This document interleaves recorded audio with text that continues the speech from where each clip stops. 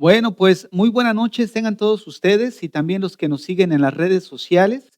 El día de hoy vamos a continuar con la serie del libro de Génesis y vamos a tener un tema como cada viernes. Son especiales siempre que se expone la palabra de Dios.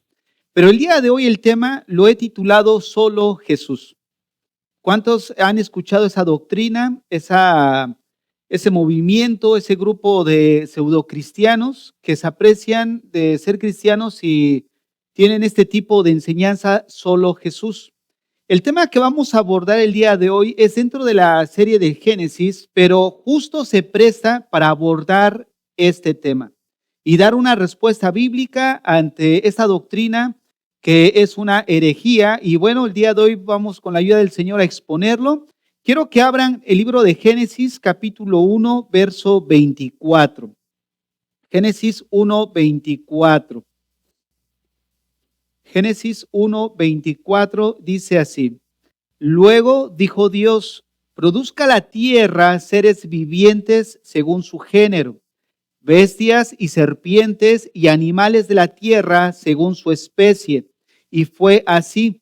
E hizo Dios animales de la tierra según su género y ganado según su género y todo animal que se arrastra sobre la tierra según su especie. Y vio Dios que era bueno. Entonces dijo Dios, hagamos al hombre a nuestra imagen, conforme a nuestra semejanza. Hermanos, los versículos 24 y 25 contienen el mismo principio que estudiamos del día quinto, cuando Dios mandó a que las aves y los peces se reprodujeran según su género y según su especie, de lo cual nosotros mencionamos que la creación de Dios está de alguna manera respaldada por la misma ciencia objetiva, verídica, porque ahora es necesario evaluar lo que realmente es ciencia. Ahora a todo pensamiento supuesto se le denomina ciencia, pero desde los tiempos de Pablo escribió que deberíamos de tener cuidado con la falsamente llamada ciencia. Entonces, una de las cosas que vemos es de que la ciencia verídica, la que es comprobable, no está en contra de las escrituras. Al contrario, confirman lo que las escrituras ya nos venía diciendo con muchos años de anticipación. Y uno de esos temas que abordamos es precisamente lo que establece la biología, que establece la biogénesis, que solo la vida tiene capacidad de producir vida y que la creación está limitada a su composición genética. Esto echa por tierra lo que es la teoría de la evolución, porque decíamos que el león siempre ha sido león, el tucán siempre ha sido tucán. ¿Por qué? Porque cada especie es de acuerdo a su género y obviamente a la especie en la cual es clasificada. Lo mismo que enseña precisamente la biología. Entonces, lo que vemos que ocurre en el Génesis es precisamente lo que ya los hombres de ciencia pues nos están ahora confirmando, lo que con tiempo de anticipación ya nos decía las Escrituras. Por tal motivo, no vamos a abordar estos textos, puesto que es el mismo fundamento que ya explicamos, según su género y según su especie. Pero a donde quiero dirigir la atención de este texto que acabamos de leer es el verso 26. El verso 26 que dice, entonces dijo Dios, hagamos al hombre a nuestra imagen. Esta frase es la que vamos a estudiar, hagamos al hombre a nuestra imagen. Solo esta frase nos va a llevar 3 enseñanzas. Y esta es la primera donde vamos a exponer básicamente lo que enseñan esta doctrina de solo Jesús. La próxima semana vamos a exponer la doctrina de la Trinidad y la próxima semana vamos a ver qué implica ser hechos a la imagen de Dios. Entonces, el día de hoy, una de las preguntas que surgen al leer el verso 26, hagamos al hombre a nuestra imagen, es ¿a quién le está hablando Dios? Observen lo que está diciendo, hagamos. ¿A quién le está hablando? Porque la palabra hagamos sugiere más de una persona. Ahora, algunas respuestas a esta pregunta que muchas veces la que se utiliza, sugieren que Dios está hablando a los ángeles. Sin embargo, una de las cosas que debemos nosotros de tener presente es que aunque los ángeles ya habían sido creados en ese momento, es imposible que estuviera hablando con ellos. ¿Por qué razón? Porque nosotros debemos de recordar que los ángeles son criaturas mismas. No tienen el poder ni la capacidad creadora que hemos estado estudiando, que Dios ha manifestado a lo largo del Génesis. Observen la palabra hagamos. Esta palabra hagamos implica que esa segunda o tercera persona a la que se está dirigiendo tiene la misma capacidad de Dios para crear. ¿Cómo puede estar hablando con los ángeles y elevarlos al mismo nivel divino que Él? Ya que los ángeles, como acabo de decir, son criaturas. Ellos no tienen la capacidad para estar en conjunto con Dios y crear las cosas. Solo Dios tiene el poder de la palabra para decir y que se hagan las cosas. Por eso dice el verso 26, y dijo Dios, hagamos. Fíjense nada más cómo esta palabra hagamos implica el poder creador de Dios. Por lo tanto, esta palabra tiene implicaciones trinitarias. Dios solo podría estarse refiriendo a otra persona de la divinidad, que tiene la misma capacidad de Él para poder crear de la nada. Entonces, como lo vemos en otros textos en Génesis, vean por ejemplo Génesis 3:22. Génesis 3:22 está esta misma implicación en la forma de hablar, que es la palabra implicación trinitaria, me refiero. Génesis 3:22 dice así, y dijo Jehová Dios, he aquí el hombre es como uno de nosotros. El hombre es como uno de nosotros. Y esta palabra uno es la que vamos a estar mencionando el resto de la enseñanza y la próxima semana también. ¿Por qué? Porque según el razonamiento de esta doctrina, solo Jesús, quiere decir que Jesús es Dios y Dios es Jesús y Jesús es el Espíritu Santo y que nada más es una persona. Pero si nosotros usamos ese mismo razonamiento, quiere decir que ustedes están viendo enfrente a Jesús. O sea, imagínate nada más qué disparate, porque el mismo texto lo dice. Hagamos, he aquí, el hombre es como uno de nosotros. Nosotros necesitamos estudiar qué es lo que la Biblia enseña de la palabra uno. Porque según el razonamiento de ellos, que no nos va a dar el tiempo para estudiar todos los textos que utilizan, son muchos, vamos a estudiar 2 o 3. Y de alguna forma, para ellos, el decir Jesús dijo, yo y mi Padre uno somos, hace referencia a una persona. No ven diferentes personas en la Trinidad, que es lo que vamos a ir estudiando. Pero repito, si usamos esta misma lógica, quiere decir que entonces el Padre o Dios y nosotros somos uno también. Lo que implica que ustedes están viendo a una parte de la divinidad delante de ustedes y entre nosotros también. O sea, fíjate qué aberración tan grande es asumir esa doctrina de solo Jesús. Pero vamos a irla exponiendo. Volvamos a leer Génesis 3:22. Y dijo Jehová Dios, he aquí el hombre es como uno de nosotros, sabiendo el bien y el mal. Vean cómo el contexto nos explica que no se está refiriendo a uno en sentido de persona, sino a uno en sentido de conocimiento, en otro sentido, pero no de persona. Y es esa misma entendimiento de las Escrituras que vamos a ir desarrollando. Aquí cuando dice que somos uno, implica que va a tener esa persona la capacidad de ver entre el bien y el mal. Adán no había experimentado todavía la maldad y ahora de alguna forma, ahora tampoco esto no implica que Dios haya pecado para tener conocimiento del bien y del mal. Pero el enfoque a esto es de que el hombre iba a saber el bien y el mal. Ahora pues, dice el versículo, que no se alargue su mano y tome también del árbol de la vida y coma y viva para siempre. Bueno, esta frase, como uno de nosotros, solo puede referirse a personas a las cuales tiene la connotación de ser divinas. Porque la palabra que dice, o esta frase, uno de nosotros, o sea, implica que uno igual a Dios en divinidad. Miren, hay otro texto, rápidamente si no se los leo, Génesis 11:7, cuando está la torre de Babel, que hay una expresión que dice, descendamos y confundamos.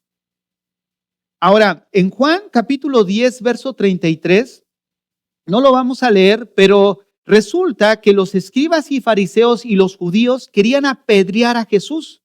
Y Jesús les dice, ¿por qué me quieren apedrear? ¿Por qué buena obra me quieren apedrear? Y ellos dicen, no te apedreamos por buena obra que hayas hecho, sino porque tú siendo hombre te haces igual a Dios. O sea, que aún los judíos entendían que cualquier cosa creada que sea elevado a divinidad, o sea, rayaba en la blasfemia. Entonces, ¿qué quiero apuntar con esto? Que decir que estos términos hagamos se aplica a los ángeles o a una cosa creada por Dios, ajeno a Él, se convertiría en una blasfemia.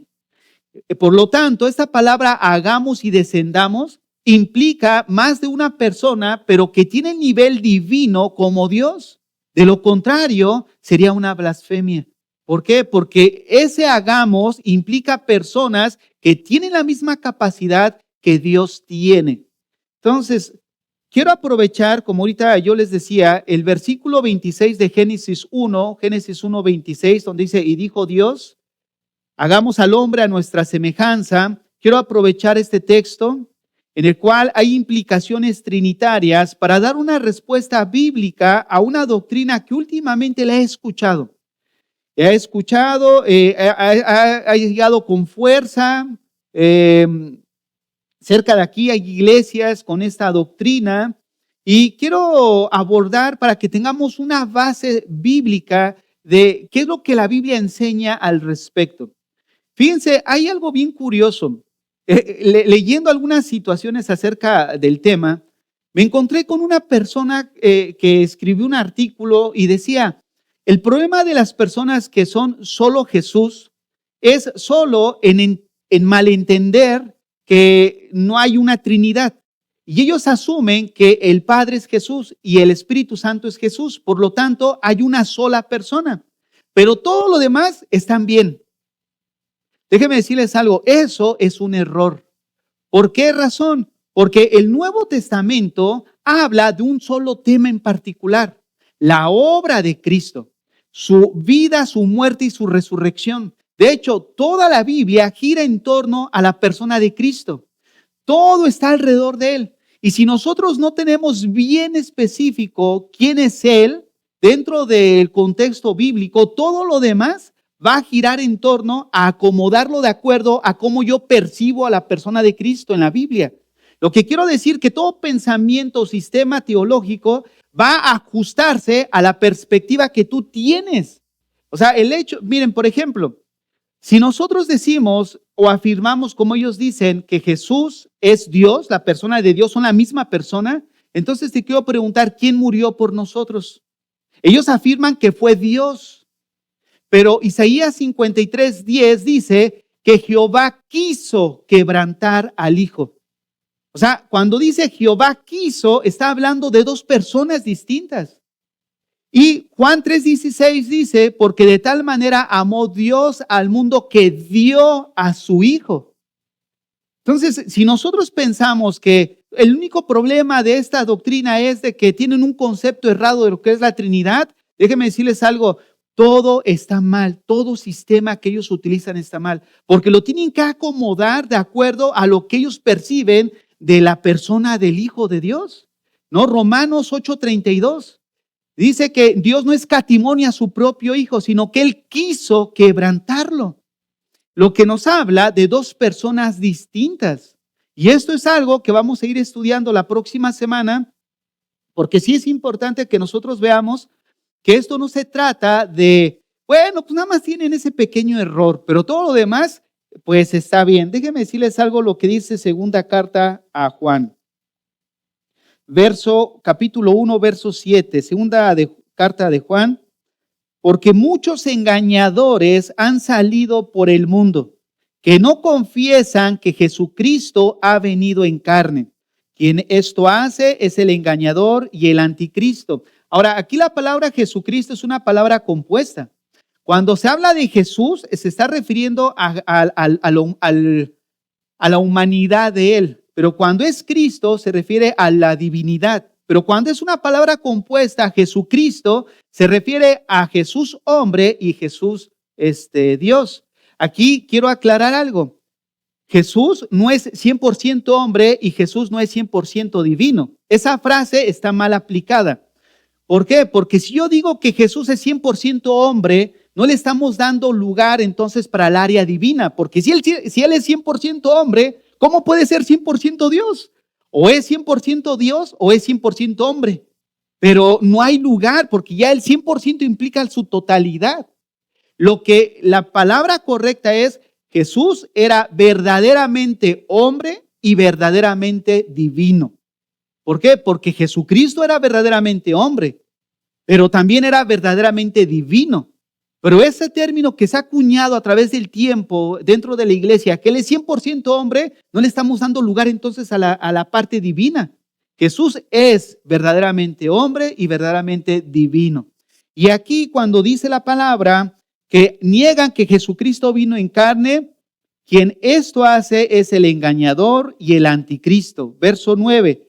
Cualquiera que se extravía y no persevera en la doctrina de Cristo, no es de Dios.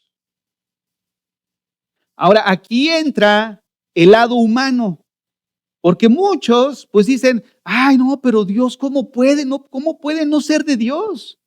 Mano, aquí está, no son de Dios. ¿Qué implica? Que hay que evangelizarlos, presentarles a Jesucristo como el único medio para ser salvo, como lo que vamos a ir estudiando a lo largo de esta enseñanza. Vean lo que dice otra vez el verso 9. Cualquiera que se extravía y no persevera en la doctrina de Cristo no tiene a Dios. El que persevera en la doctrina de Cristo, ese sí tiene al Padre y al Hijo. Y si alguno viene a vosotros y no trae esta doctrina, no le recibáis en casa ni le digáis bienvenido. Fíjense nada más, porque el que le dice bienvenido participa en sus malas obras. Y es ahí, hermanos, donde nosotros vemos que no es solo que tengan un error de doctrina, no, es todo. Porque Jesucristo es el tema principal de la Biblia. Entonces, sí es necesario que nosotros consideremos eso. Quiero comenzar mencionando qué enseñan los solo Jesús. Miren, esta enseñanza solo Jesús también es conocida como pentecostalismo unicitario o teología unicitaria. La palabra unicitario significa la cualidad de ser único, solo, que no hay otro género de su especie. Por eso se refiere a que ellos no creen en tres personas de la Trinidad, ellos piensan en una sola. Y esto me va a ayudar también porque algunos de los creyentes que vienen en la iglesia o en la iglesia en general me he topado que no tienen un entendimiento claro de lo que es la Trinidad. Entonces, sí va a ser una enseñanza donde nos va a enfocar qué es la Trinidad y qué no es la Trinidad. Porque muchos, a pesar de que piensan que en tres personas, el fondo de su entendimiento es un entendimiento de solo Jesús, como vamos a ver. Miren, solo Jesús, vuelvo a repetir, es conocido como pentecostalismo unicitario o teología de la unicidad, que enseña que solo hay un Dios en una sola persona. Solo hay un Dios en una sola persona. O sea, que una persona es Jesús, una persona es el Espíritu Santo y una persona pues es el Hijo. Nada más hay una persona. Negando de esa manera lo que es la Trinidad. En otras palabras, la unicidad teológica no reconoce las diferentes personas de la Trinidad, Padre, Hijo y Espíritu. Sí cree en ellas, pero cree que esa es una sola persona. Aquí la situación es que es la palabra persona. En la doctrina de la Trinidad creemos que el Hijo no es el Espíritu Santo y el Espíritu Santo no es el Padre, diferenciando tres personas distintas. Ellos dicen, no, pero eso es tener muchos dioses, porque estás hablando de tres dioses. Bueno, las Escrituras dicen que el Padre no es el Hijo, ni el Hijo es el Espíritu Santo, y que los tres son Dios y que solamente hay un Dios.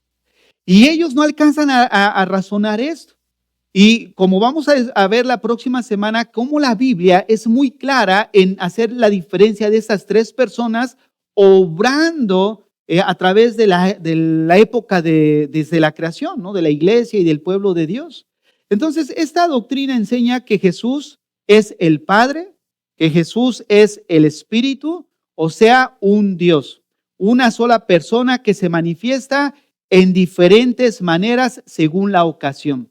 Miren, hay un ejemplo que se da para demostrar lo que es la doctrina de la Trinidad. H2O, dicen, el agua. El agua la encuentras en estado líquido, gaseoso y sólido cuando se congela. Y déjenme decirles algo, ese es un mal ejemplo. ¿Por qué? Porque ese ejemplo precisamente respalda lo que es esta doctrina de solo Jesús. ¿Por qué? Porque si yo tengo un litro de agua, ese litro de agua solamente puede estar en un estado, no puede estar en 3 estados a la vez. Ese litro de agua o es sólido, o es gaseoso, o sólido, gaseoso o líquido, pero no puede estar a las 3 al mismo tiempo. Bueno, eso es precisamente lo que enseñan el modalismo o solo Jesús, donde Jesús en un momento de la historia fue el Padre, hablando del Antiguo Testamento, Jesús fue Jehová. En el Nuevo Testamento, Jesús fue la persona del Hijo, y ahorita en el tiempo de la iglesia, Jesús es el Espíritu Santo.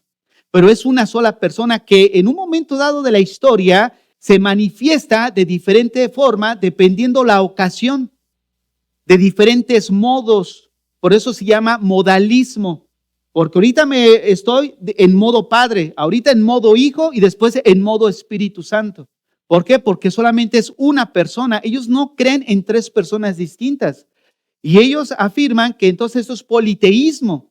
Pero la Biblia no habla de politeísmo. La Biblia habla que Dios es uno representado en 3 personas distintas, como lo que vamos a estudiar la próxima semana. Pero vamos a meternos a esto el día de hoy.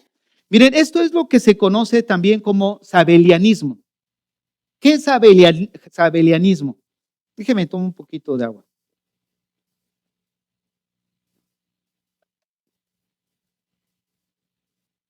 ¿Qué es sabelianismo? Miren, sabelianismo viene de un presbítero que se llama Sabelio. Y este Sabelio empezó a enfatizar la unicidad de Dios, o sea, en oposición a la triunidad de Dios. De hecho, Sabelio llegó a decir que no hay distinción entre las personas de la divinidad. El único Dios, decía él, se manifiesta en 3 diferentes momentos: antiguo, el tiempo de la iglesia, y ahorita el tiempo después de que Jesucristo ascendió al cielo, ¿no? En 3 diferentes momentos, para diferentes propósitos, en 3 aspectos o en 3 modos diferentes, como Padre, en modo Padre, modo Hijo y modo Espíritu Santo. Y esta enseñanza llamada sabelianismo surgió de formas anteriores con el nombre de modalismo. O sea, es lo mismo. Como dicen allá en mi pueblo, es la misma gata, nada más que revolcada. Hermanos, según el sabelianismo, Dios se manifestó como Padre en la creación, ¿no? Lo que estamos estudiando en Génesis. O sea, era el Padre, pero se manifestó en el modo Hijo en el momento de la redención, cuando Él murió. Y ahora está en modo Espíritu en el momento en el que está santificando la vida del creyente. O sea, pensemos nada más en algo. Ese escritor que dijo, lo único que tienen mal es su concepto de Jesús. O sea, mira nada más lo que estamos viendo, cómo afecta el concepto de algo, todo lo demás, porque todo el demás sistema de pensamiento lo tienes que ajustar a la centralidad de la persona de Cristo. Entonces, si la persona de Cristo, tú no tienes bien enfocado su obra, todo lo demás va a quedar mal alineado. Entonces, el hecho de que afecte su doctrina a la persona de Cristo es afectar todo en su totalidad. O sea, no hay nada más absurdo que decir eso. No hay nada. Es como si dijéramos en aquel debate, aquel joven que se estaba poniendo con aquellos que decían, no, el Génesis, eso es mentira. Y ese joven dijo, bueno, está bien. El Génesis es mentira, pero todo lo demás es verdadero. No hay nada más tonto que decir eso. Perdónenme por la expresión, pero no se puede decir eso. ¿Por qué? Porque el Génesis es la base de toda la Biblia. Si Génesis no existió, Entonces, el primer Adán, el primer hombre, también fue mitología. Entonces, el plan de redención también es falso, porque todo radica desde el Génesis. Es por eso que es un libro fundamental, porque las verdades del Génesis abarcan toda la historia de las Escrituras. Entonces, por eso se llamó modalismo. Miren, durante años el sabelianismo fue considerado como una herejía, y tuvo mucha popularidad en el mundo. Pero finalmente, en el año 220 después de Cristo, Sabelio fue excomulgado. Pero esta doctrina o esta enseñanza, al pasar del tiempo, ha tenido diferentes formas, diferentes nombres, pero la misma mentira sigue siendo. Es como el mismo dulce, pero con diferente envoltura. Pero es lo mismo. Y a través de la historia han surgido hombres de Dios que han de alguna manera contrarrestado esta enseñanza. Y déjame decirles algo, en la actualidad ha tomado fuerza otra vez. ¿Por qué? Porque he escuchado muchos del solo Jesús y que aquí están cerca y están cerca. Y déjame decirles algo, nosotros necesitamos tener una base fundamental, por eso es necesario estudiar las Escrituras. Porque para dar una respuesta bíblica al mala comprensión que tienen y en amor llevarlos a la persona de Cristo para el perdón de sus pecados. Miren, uno de los personajes más yo creo conocido por todos es Tertuliano. Él se levantó en contra de todo esto. ¿Por qué? Porque Tertuliano fue precisamente el que acuñó dentro de la iglesia el término Trinidad. Fue él, el padre de la iglesia, Tertuliano. Entonces, él se opuso directamente en contra de este error doctrinal. Ahora, podríamos llegar a pensar que esta enseñanza se ha llegado a popularizar debido a que es mucho más fácil entenderla bajo el razonamiento humano que lo que es la doctrina bíblica de la Trinidad. Parece que la Trinidad es algo sencillo, pero a mí no sé, me llena de simpatía, podríamos decir, cuando algún hermano en la fe o un creyente escucha uno de estos temas y asume que ya lo sabe todo. Eso es una actitud garrafal. Mano, nosotros necesitamos asumir que lo poco que conocemos de esa doctrina es mínimo. ¿Por qué? Porque si nosotros asumimos que ya lo sabemos todo y la Trinidad y esto, es por eso que cometemos graves errores.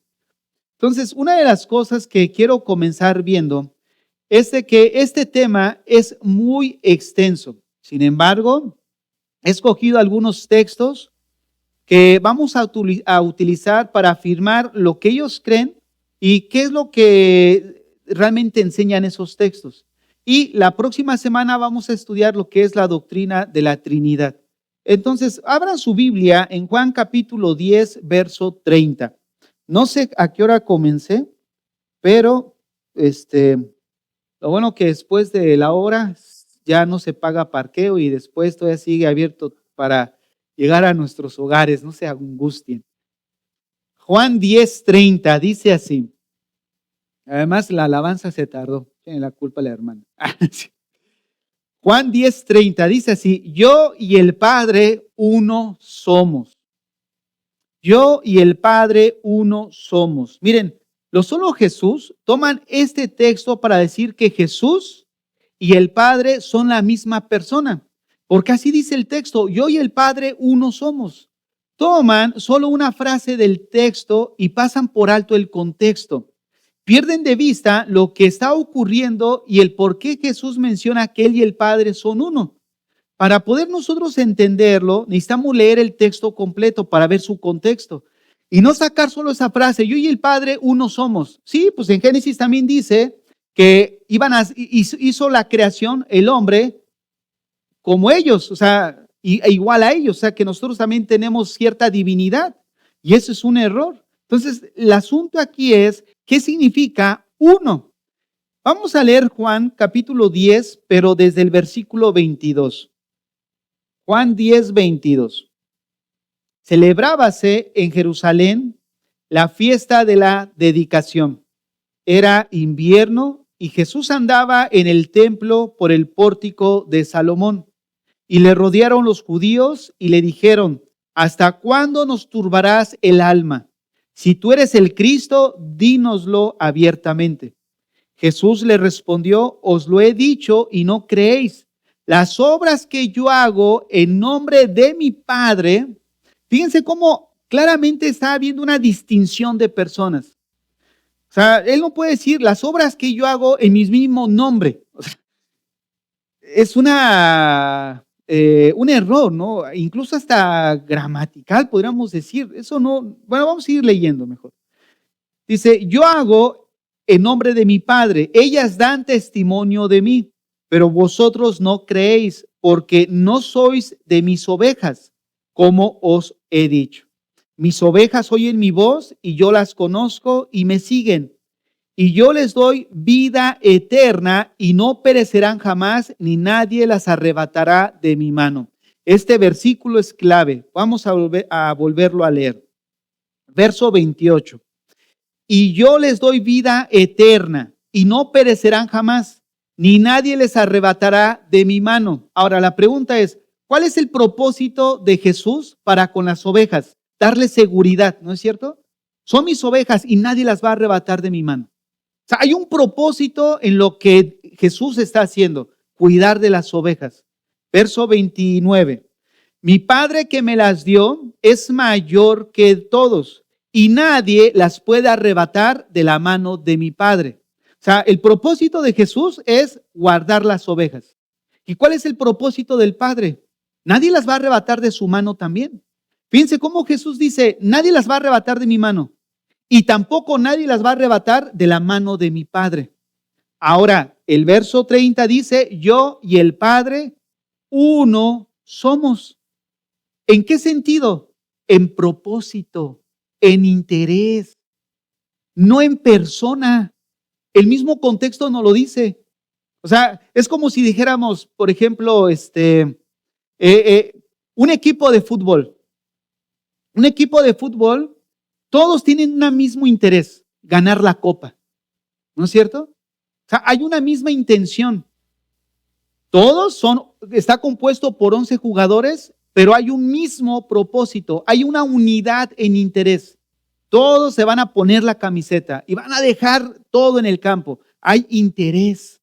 Entonces, una de las cosas que vemos en este texto es que la palabra uno somos está refiriéndose a una unidad de propósito, de interés. Ambos buscaban el dar vida y cuidar a las ovejas. Y la clave se encuentra en la frase: nadie las va a arrebatar de mi mano y nadie las va a arrebatar de la mano de mi Padre. ¿Por qué? Porque ambos tenemos un mismo interés, una misma intención: guardar lo que es nuestro, nuestras ovejas. Entonces hay una unidad en interés, pero no una unidad en persona. El texto no nos permite ni siquiera pensar que Jesús está refiriéndose a que son uno en persona, porque el mismo contexto no lo permite hacer, sino sí nos permite pensar en interés, en compromiso. Ahora, la palabra uno, entonces, no se refiere en el contexto de una persona. Vamos a ver unos ejemplos de esto. Miren, Mateo 19:5. Voy a ironizar un poco para exagerar lo que vamos a ver y que de alguna manera quede más claro, ¿ok? No es para ridiculizar a nadie, solo para ironizar. Mateo 19:5 dice así: por esto el padre dejará, por esto el hombre dejará padre y madre y se unirá a su mujer. Observen, por esto el hombre dejará padre y madre y se unirá a su mujer y los dos serán una sola carne. Los dos serán ¿qué? Una sola carne. Ahora, una sola carne no se refiere a una sola persona. Yo creo que eso es entendible. ¿No es cierto? Si así fuera y siguiendo el razonamiento unicitario, todo matrimonio entonces es una sola persona. ¿Qué sucede si ambos, mi esposa y yo, tenemos una hambre porque no hemos desayunado y ya son las 8 de la noche? Y de repente yo me escapo y me como una hamburguesa. Ella dejaría de tener hambre porque somos una sola persona. sea, qué ridículo, ¿no? O sea, yo voy a comer por ti y tú vas a dejar de tener hambre. ¿Por qué? Porque si somos una sola persona, lo que es en mí también es en ella y viceversa. ¿Por qué? Porque hay una unidad en persona. Y esto es ridículo, ¿no es cierto? Yo voy a comer para que ella deje de tener hambre. O implicaría estar casado con uno mismo, porque somos una sola persona. Bueno, Cristo y el Padre son uno, como lo deben de ser todos nosotros como cristianos. ¿En qué sentido? En que Jesús y el Padre, según ellos, son uno. Bueno, pues también nosotros como cristianos somos uno. Porque en Juan capítulo 17, vayamos ahí, Juan 17 del 20 al 21. Juan 17, 20. Mas no ruego solamente por estos, sino también por los que han de creer en mí, por la palabra de ellos, para que todos sean uno como tú, oh Padre, en mí y yo en ti. Observen, voy a leer otra vez desde el 20. Mas no ruego solamente por estos, sino también por los que han de creer en mí, por la palabra de ellos, para que todos sean uno. O sea, fíjense nada más, y en cambio somos varios, pero no somos uno. La palabra uno, que vamos a estudiar la próxima semana, pero nada más para que tengamos una idea, de Deuteronomio 6, 6.3, si no me equivoco, 6.4. Deuteronomio 6.4, oye Israel, Jehová nuestro Dios, Jehová uno es. Esta palabra uno es la palabra eshad en el hebreo, que significa unidad en pluralidad. Unidad en pluralidad. O sea, es como el apóstol Pablo en 1 Corintios 12, él dijo que somos un cuerpo en Cristo. Pero en ese cuerpo, uno es el ojo, el otro es la boca, el otro es las manos, los pies, etcétera, etcétera. Pero habla de que somos uno. ¿Qué quiere decir esto? Que habla de una unidad en pluralidad. Cuando la Biblia se refiere a uno, no necesariamente significa a singular, sino puede referirse a unidad. Por ejemplo, cuando la Biblia dice que salía el pueblo a luchar como un solo hombre, o sea, que se ponían como Transformers, ¿no? Ya todos y salían así, como un solo hombre. O sea, no. Un solo hombre se refiere a unidad. De hecho, la manera en que luchaban era de que se ponían de hombro a hombro pegados, porque había unidad para enfrentar al pueblo contrario. Y es precisamente ese término al que hace referencia, pluralidad en la unidad o unidad en pluralidad. Entonces, Juan 17, 20, regresando, verso 21, Juan 17, 21, dice así, para que todos sean uno, como tú, oh Padre, en mí y yo en ti. Ahora, observen esto, aquí está haciendo un símil. Si nosotros no somos uno, porque pues, es lógico, él dice, para que sean uno como tú y yo. Entonces, esa unidad que somos nosotros es la misma unidad del Padre y Él. ¿Nosotros somos uno? No. Entonces ellos tampoco son uno en persona. ¿Somos uno en qué? En propósito, en interés. Como cristianos buscamos que nuestra santificación, nuestro progreso espiritual, todos estamos en esa misma meta. Entonces, en interés y en propósito, así como nosotros somos uno, es lo mismo en el Padre y en el Hijo. Pero nunca está hablando de unidad de persona, una sola persona. O sea, no se presta el texto para eso. Entonces, dice ahí el texto, verso 21, para que todos sean uno, como tú, oh Padre, en mí y yo en ti. Que también ellos sean uno en nosotros. Siguiendo el razonamiento unicitario, pues ya quedó esto descompuesto. ¿Por qué? Porque entonces, como yo les comenté diciendo, ustedes están viendo a Jesús, porque yo y Él somos uno. ¿No es cierto? O sea, fíjate nada más qué razonamiento tan sin base bíblica. Y cuando estudiemos la próxima semana la base doctrinal de la teología trinitaria, hermanos, es clarísimo el asunto. O sea, no hay ni siquiera forzar el texto para decir, no, el mismo contexto lo aclara y hace la diferencia de tres personas distintas. Yo sé que muchos están pensando en el bautismo de Juan, de Jesús, pero hay un texto todavía mucho más claro que ese. que se encuentra incluso en el Antiguo Testamento. Y con claridad hace diferencia en personas, y a esas tres personas se les llama Dios. Entonces quiero que vean cómo ellos, de alguna forma, lo que enseñan no tiene ningún sentido, porque entonces quiere decir que también somos uno con el Padre en divinidad, y eso sería, pues, obviamente una blasfemia. Ahora, la pregunta es, ¿todos los cristianos son una misma persona? No, somos uno en unidad, ¿no es cierto? Por ejemplo, Jesús dijo que hay amor. ¿Para qué? Para que cuando ellos vean que hay amor en ellos, en esa unidad, vean que realmente son hijos de Dios, ¿no es cierto? Pero habla de propósito, hay una unidad, pero no de persona. Bueno, pues es el mismo contexto que se refiere de unidad en interés y de propósito. Vayamos a Juan 17:11. Juan 17:11.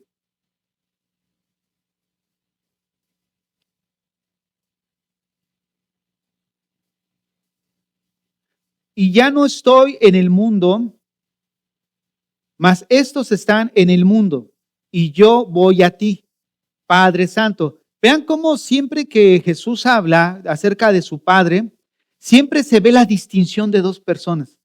O sea, si Jesús, según el pensamiento de ellos y su teología, está hablando, Jesús es la misma persona que el Padre, Jesús está loco. Según la psiquiatría moderna, Jesús está loco. ¿Por qué? Porque es lo que se dice cuando una persona está hablando con ella misma. O sea, ¿tú hablas contigo mismo? ¿Quién habla consigo mismo? No, pues, dice, bueno, pero, o sea, bueno, hay uno que otro, ahorita los atendemos, ¿no? Cierto, es problema. Es broma, hermano. Bueno, uno entiende, ¿no? Que de repente estás pensando, oye, pero no es de que hables contigo mismo en el sentido de que estés así como loquito, ¿no? Vas en la calle y te ve tu vecino y ahora ¿qué le pasó a la vecina? Está hablando sola, está barriendo y hablando. O sea, a eso me refiero, ¿no? Yo creo que a todos nos pasa, incluso el Salmo 42, una de las cosas que el salmista da para poder salir de ese estado de depresión es hablarse a uno mismo, ¿no? Él se habló a su alma, pero yo me refiero a hablarse en el sentido de que como una persona que anda en la calle y ves que ya perdió, ¿no? Los estribos. Bueno, a eso me refiero. Entonces, fíjate, si Jesús está hablando consigo mismo, o sea, quedaría en esa categoría. Mira lo que dice el versículo otra vez. Yo no estoy en el mundo, mas estos están en el mundo. Y yo voy a ti, Padre Santo, a los que me has dado, guárdalos en tu nombre, para que sean uno así como nosotros. Cuando estaba con ellos en el mundo, yo los guardaba en tu nombre. A los que me diste yo los guardé y ninguno de ellos se perdió. ¿Qué es lo que vemos? Otra vez una unidad en interés. Señor, guárdalos. Yo ya me voy, pero guárdalos. Cuando yo estuve aquí, yo los guardé.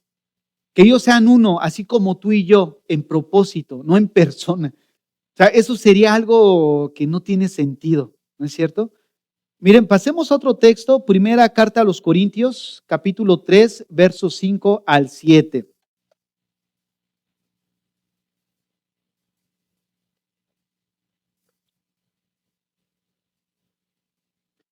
¿Qué pues es Pablo y qué es Apolos? Servidores por medio de los cuales habéis creído. Y eso según lo que a cada uno concedió el Señor. Yo planté, Apolos regó, pero el crecimiento lo ha dado Dios. Fíjense, yo planté, Apolos regó. Verso 7. Así que ni el que plante es algo, ni el que riega, sino Dios que da el crecimiento.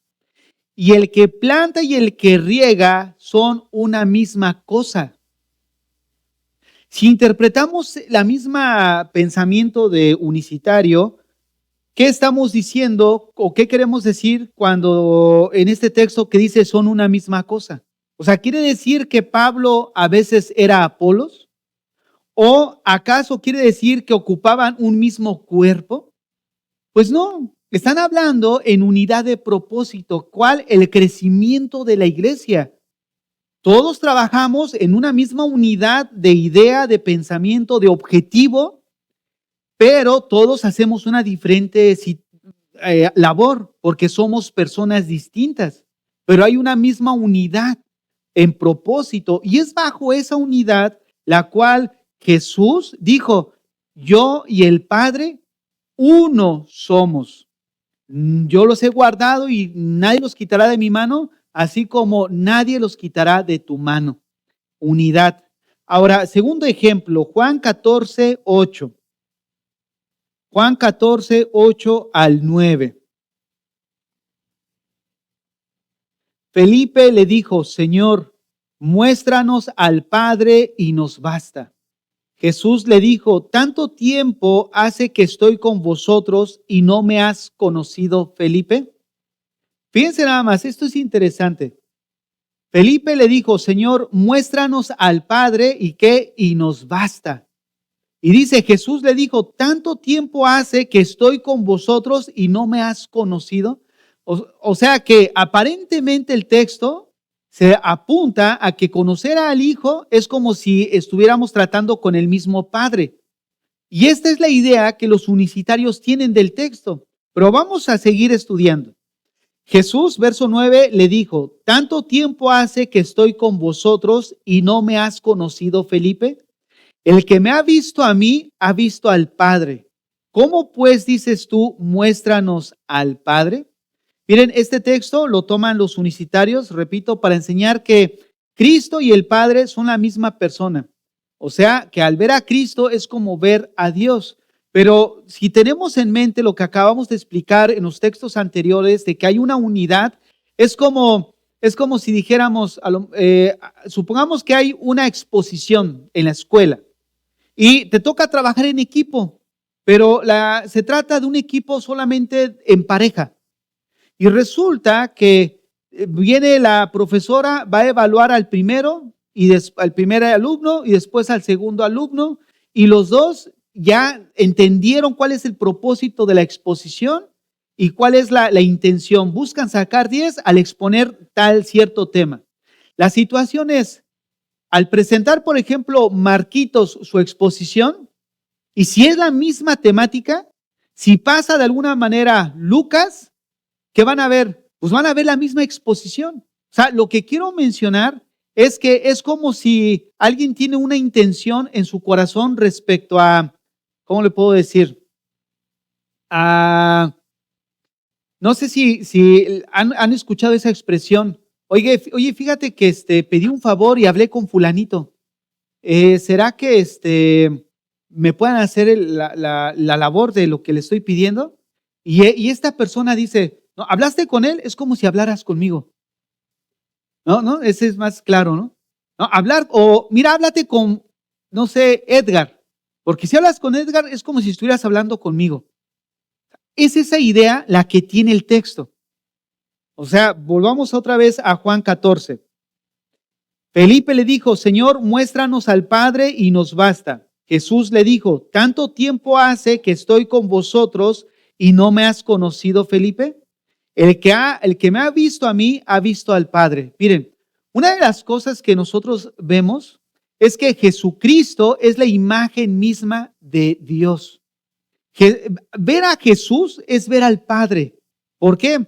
Porque es la representación de Él en sus atributos, en su manera de proceder. Vamos a ver, por ejemplo, Juan 14, del 1 al 7, pero lo quiero leer en la versión Nueva Traducción Viviente. Nueva Traducción Viviente, para entender qué significa esta palabra de conocer. Hace rato yo les decía que los unicitarios afirman que ver a Cristo es como ver a Dios, pero el asunto radica en no entender todo el contexto, solamente toman esos dos versículos, pero vamos a leer Juan 14, pero vamos a leer desde el versículo 1 en la Nueva Traducción Viviente, para que quede claro el versículo. No dejen que el corazón se les llene de angustia. Confíen en Dios y confíen también en mí. En el hogar de mi Padre hay lugar más que suficiente. Si no fuera así, ¿acaso les habría dicho que voy a prepararles un lugar? Cuando todo esté listo, volveré para llevarlos, para que siempre estén conmigo donde yo estoy. y ustedes conocen el camino que los lleva a donde voy. Observen esta palabra, ustedes conocen el camino. Aquí el Señor se está refiriendo de una manera alegórica hacia su persona, porque más adelante lo dice, yo soy el camino, la verdad y la vida. Ustedes conocen el camino, o sea, ustedes ya me conocen a mí. Esa es la idea. Vamos a volver a leer. Y ustedes conocen el camino que lleva a donde voy. No, Señor, no lo conocemos, dijo Tomás. No tenemos ni idea a dónde vas. ¿Cómo vamos a conocer el camino? Y vean la respuesta de Jesús. Yo soy el camino. O sea, yo soy el camino, la verdad y la vida. Nadie viene al Padre si no es por medio de mí. Otra vez está haciendo una separación. El Padre y el Hijo. Para ir al Padre es a través del Hijo, porque conocer al Hijo es conocer al Padre. ¿En qué? En virtudes, en carácter, en bondad, en atributos. De hecho, en el Antiguo Testamento siempre vemos al yo soy. Y en el Nuevo Testamento esos yo soy, Jesucristo los apropió a Él mismo. Pero no para referirse que Él fuera el Jehová del Antiguo Testamento, sino para referirse que Él también tiene esa divinidad en su persona. ¿Por qué? Porque Él también es Dios. Entonces, vemos aquí que Él dice, ustedes me conocen ustedes conocen al Padre porque me conocen a mí. Vean el verso 5. Otra vez, no, Señor, no lo conocemos, dijo Tomás. No tenemos ni idea de dónde vas. ¿Cómo vamos a conocer el camino? Jesús le contestó, yo soy el camino, la verdad y la vida. Nadie puede ir al Padre si no es por medio de mí. Si ustedes realmente me conocieran, sabrían quién es mi Padre. Ahí está la clave. Conocer a Jesús es conocer al Padre, no porque sean la misma persona. Es como si dijeran, ¿conoces? No se vayan a ofender los mexicanos. No, porque como ya soy chapín. No, es como si dijeran, ¿conoces a la Chupitos? Es como si conoces a la cultura mexicana. O conoces a Vicente Fernández, es como conocieras un mexicano. ¿Por qué? Porque representan la cultura. ¿No es cierto? ¿Quién no conoce a Pedro Infante? Pedro Infante es un estandarte de la cultura mexicana de ese tiempo, el mariachi, el sombrero, y esa es la idea. O sea, conocer al Hijo es conocer al Padre, porque Él nos muestra precisamente todos los atributos de quién es el Padre, pero no porque sean una sola persona. Entonces, dice ahí el texto, el verso 7, si ustedes realmente me conocieran, también sabrían quién es mi Padre. De ahora en adelante ya lo conocen y lo han visto. ¿Por qué? Porque ahora a través de Cristo Él lo ha presentado. De hecho, un texto también que nos puede ayudar a aclarar esto está en Primera de Juan. Fíjense nada más, Primera de Juan, capítulo 1.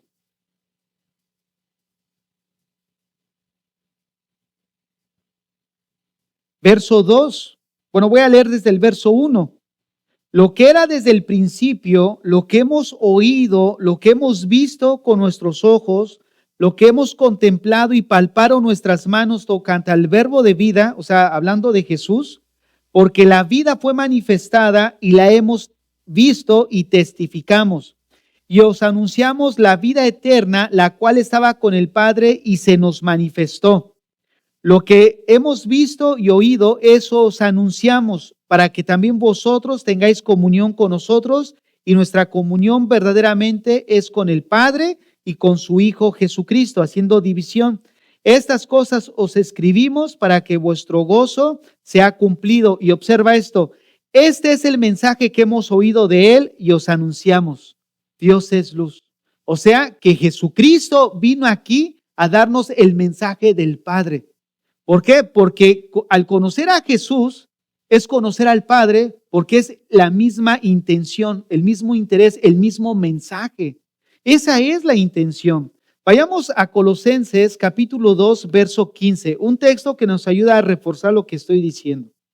Cristo es la imagen visible del Dios invisible. Más claro que eso no puede haber más. Cristo es la imagen visible del Dios invisible. Fíjate nada más. Y imagen, la palabra imagen se refiere a una réplica exacta, pero no es la misma persona, porque imagen no se refiere a persona. Imagen se refiere a una copia exacta a la persona del Padre, que es el Hijo. Por eso dice, Cristo es la imagen visible del Dios invisible. Él ya existía antes de que las cosas fueran creadas y es supremo sobre toda la creación, porque por medio de Él Dios creó todo lo que existe en los lugares celestiales y en la tierra. Hizo las cosas que podemos ver y las cosas que no podemos ver, tales como tronos, reinos, gobernantes, autoridades del mundo invisible. Todo fue creado por medio de Él y para Él. Y sorprendámonos en algo. Este texto está confirmando Génesis 1:26. Y dijo Dios, hagamos al hombre. ¿Quién sí tiene esa capacidad a nivel divino para poder crear? El Hijo. Y es precisamente la descripción del Hijo, que Él existía antes y por medio de Él fueron hechas todas las cosas. Génesis 1:26, entonces el Padre está hablando ¿con quién? Con el Hijo. Y el Espíritu, obviamente, porque dice Génesis 1, en el principio Dios creó los cielos y la tierra estaba desordenada y vacía, y el Espíritu de Dios se movía. Fíjate nada más, hay una unidad en personas obrando desde la creación, cada uno de ellos. La palabra cuando dice que se movía, dijimos que era como empollar, ¿no es cierto? Como las aves empollan el nido. Y ahí es donde estamos apuntando.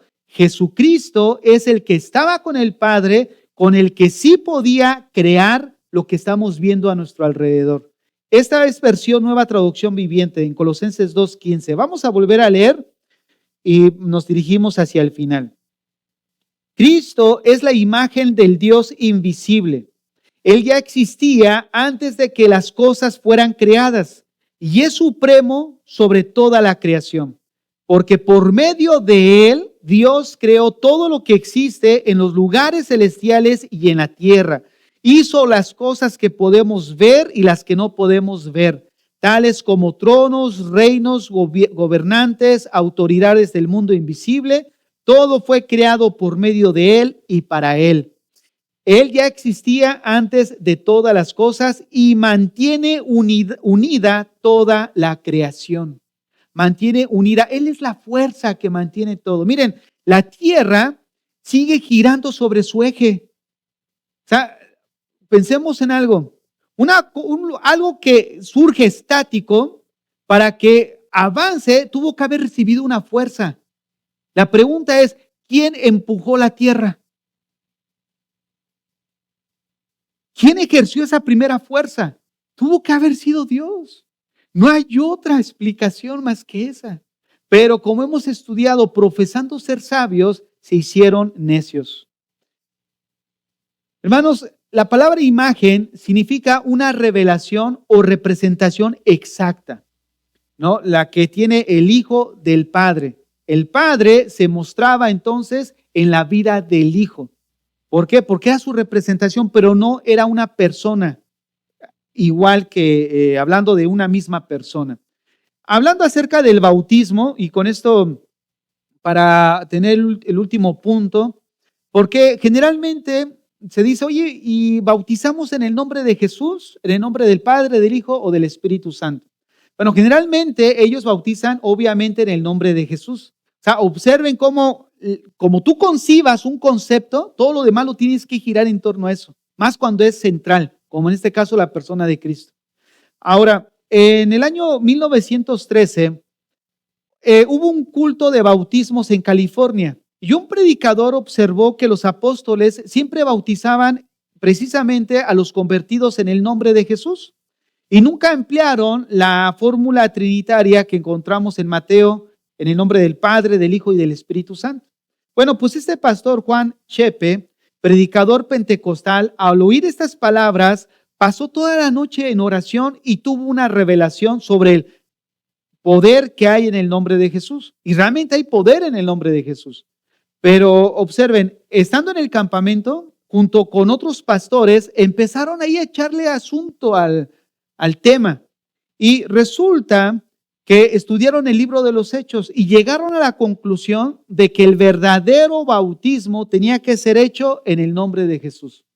Además, era imprescindible ser bautizado en agua y hablar en lenguas para ser salvo. Y si tú no eras bautizado en agua y no había una evidencia visible de hablar en lenguas, quiere decir que, pues ni modo, a la condenación. Y pronto, hermanos, esta doctrina de Sabelio, ¿no? Donde viene el sabelismo, el modalismo, donde afirmaba que el Padre, el Hijo y el Espíritu Santo son una sola persona y se bautizaban en el nombre de Jesús, otra vez empezó a ser abrazada por un grupo de personas que no pusieron atención al texto y perdieron de vista lo que es el bautismo. Hermanos, el bautismo muchas veces nosotros lo enfocamos solamente a inmersión. Bueno, hay que ser bautizados y luego todos tenemos en la mente el ser sumergidos en agua. Pero déjenme decirles algo, la palabra bautismo no solamente significa eso. La palabra bautismo tiene 3 significados básicos. Y dependiendo de la palabra bautismo, como hemos estudiado a lo largo de esta misma enseñanza, necesitamos ubicar su contexto. Porque como hemos estudiado, una palabra puede tener muchos significados, pero cuando esa palabra forma parte de una oración, entonces su significado viene a corresponder de acuerdo a las palabras que la rodean. Y ya deja de ser una palabra y se convierte en un término que encuentra su significado de acuerdo a la oración. Cuando nosotros perdemos de vista el significado de bautismo, vamos a hacer lo que estas personas hacen. Miren, ¿por qué bautizaban en el nombre de Jesús? Un hecho que es real y que la evidencia es tangible es que cuando tú lees el Nuevo Testamento, sobre todo en el libro de los Hechos, que comienza el Nuevo Testamento ahí, bautizaban en el nombre de Jesús. Hechos 2:34, Pedro dijo, arrepiéntanse y conviértanse y sean bautizados en el nombre de Jesús para que reciban el don del Espíritu. Hechos 19 se encuentra Pablo a unos cristianos, por ahí andaban en la calle y Pablo se los encuentra, empiezan ahí a hablar y les dicen, oigan, ¿ustedes ya recibieron al Espíritu? No, pues ni siquiera hemos sabido que existe. Bueno, y entonces, ¿en qué bautismo fueron bautizados? Pues en el de Juan. Bueno, Juan bautizó para arrepentimiento. El bautismo de Juan no corresponde al bautismo de nosotros. Ese es otro totalmente. No tengo el tiempo para explicar el por qué, pero no es lo mismo. Pero Pablo dice, mira, Juan bautizó para arrepentimiento, pero vosotros es necesario que sean bautizados en el nombre de Jesús. Ahora, ¿por qué en el nombre de Jesús? Miren, pensemos en lo siguiente. Jesús, cuando vino aquí a la tierra y empezó su ministerio, la palabra bautismo, un significado básico significa identificación. Todas las religiones está este ritual de bautismo. ¿Por qué te bautizas? Porque te identificas con la filosofía de esa religión, con la teología, con lo que enseñan. Entonces, cuando tú te identificas con esa doctrina o esa persona, eres bautizado entonces bajo esa creencia. ¿Pero por qué? Porque hubo una identificación. Bueno, cuando Jesús vino y él empezó a predicar y es llevado al cielo, se quedan sus discípulos. La idea es de que se identificaran con Jesús. ¿Por qué? Porque él dijo, yo soy el camino. Yo soy el único medio para poder llevar al Padre. No se iban a identificar con Pedro ni con Pablo. ¿Por qué? Porque ellos no producen salvación. Entonces, ¿hacia dónde tenían que apuntar a la gente? Hacia Jesús. Él es el Mesías. Él es el Salvador. Por eso la intención es bautícenlos en el nombre de Jesús. ¿Para qué? Para que se identifiquen con el que sí produce vida. Haya una identificación con él y con su enseñanza. Por lo tanto, después que hay esa identificación, pasan a ser bautizados. Pero la intención de usar en el nombre de Jesús es esa. No es porque sea algo ortodoxo, no, que tiene que ser en el nombre de Jesús. No, tú puedes ser bautizado en el nombre del Padre, en el nombre del Hijo y en el nombre de Cristo, como en el nombre de Jesús. ¿Por qué razón? Porque no es la forma. No se trata del método, se trata de fondo. ¿Cuál es el fondo? Identidad. ¿Con quién? Con el Hijo de Dios. Aún, déjame decirte algo, aún cuando tú te bautices en el nombre de Jesús y no hayas realmente nacido de nuevo, esa conversión ese bautismo es nulo. ¿Por qué? Porque el bautismo es una representación externa de una realidad interna. ¿Qué quiero decir con esto? Que primero viene el bautismo espiritual, porque el tercer significado de bautismo es todo aquello que tiene la capacidad para cambiar el carácter de alguien, el estado de alguien o la forma de alguien. Es como si tú tuvieras un metal hirviendo, ¿no? Así, a rojo vivo y le echas agua. ¿Qué pasaría? Todo se tuerce, ¿no? Bueno, eso es bautizar. Esa es la capacidad de bautizar. ¿Por qué? Porque cambia la constitución de eso que está hirviendo. Pues eso es bautismo. Cuando viene el bautismo espiritual a nuestras vidas, ¿qué es lo primero que cambia? Empieza a cambiar nuestro carácter. Empieza a cambiar nuestro estado en el que estábamos. ¿No es cierto? Y una vez que el Señor viene a través de el Señor nos arrepentimos y envía su Espíritu dentro de nosotros y somos bautizados con el Espíritu Santo, viene una transformación. Y esa transformación ahora la hacemos pública a través del bautismo en agua. Pero primero tuvo que haber algo interno para que después lo exteriorizáramos. Por eso el bautismo en agua se define así, una evidencia externa de una realidad interna. Ahora, ¿por qué dije esto? Porque en Hechos capítulo 8 encontramos un personaje que se llama Simón. Este Simón fue bautizado por por Felipe. ¿Y saben en el nombre de quién lo bautizaron? En el nombre de Jesús. ¿Por qué? Porque se bautizaba en el nombre de Jesús. Si ellos dicen que se bautizaban en el nombre de Jesús, los unicitarios, Felipe bautizó en el nombre de Jesús. Y de hecho yo creo que fue así. ¿Por qué? Porque toda la instrucción era en el nombre de Jesús. ¿Y qué resultó de ese grandioso mago que sorprendía a todos con sus artes mágicas? Pues que al final, cuando vino Pedro y Juan, que fueron enviados de Jerusalén, resulta que les quiso ofrecer dinero. Oye, dame dinero, te doy dinero para que cuando yo ponga manos, también venga sobre ellos el Espíritu de Dios. ¿Y qué dijo Pedro? Mira, busca a Dios para ver si quizá pueda ser perdonado tu pecado. Fue tan grave el pecado de él que hasta Pedro dudó que el Señor le perdonara tal cosa. ¿Qué resultó? Resultó que a pesar de que fue bautizado en el nombre de Jesús, seguía siendo un impío. ¿Por qué? Porque no es el ritual, es lo que hubo realmente en nuestro interior. Eso fue lo que vino Jesús a presentar. Tú pudiste a lo mejor ser bautizado en agua y remojado incluso y 3 veces y lo que sea. Pero déjame decirte algo, si no hay una transformación en tu carácter, entonces no ha habido un verdadero bautismo, porque el bautismo implica eso. Y cuando hablamos de transformación, no estamos hablando de una vida perfecta, porque nadie es perfecto, pero sí estamos hablando de una vida que muestra evidencias tangibles a través de lo que mostramos a nuestro alrededor y nuestro comportamiento entre nosotros, de que realmente hemos nacido de nuevo. Y que ese bautismo, que es el que realmente nos lleva a la salvación, lo exteriorizamos públicamente. Ahora voy a hacer pública mi fe en Dios. ¿Cómo? A través del bautismo. No a través de pasar al frente. ¿No es cierto? El que quiera recibir al Señor, que pase al frente. Haga algo público. Miren, la evidencia pública de un llamado al Señor no es pasar al frente, es pasar a las aguas. Pasar a las aguas es una evidencia pública de nuestra fe, no pasar al frente. ¿Por qué? Porque ese es el orden bíblico.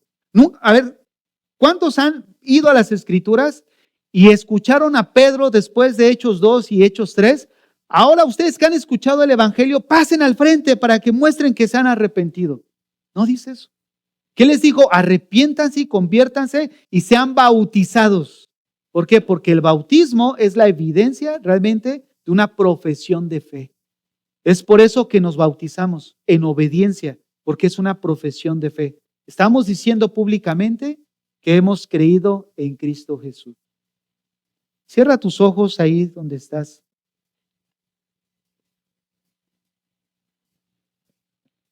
Así con tus ojos cerrados,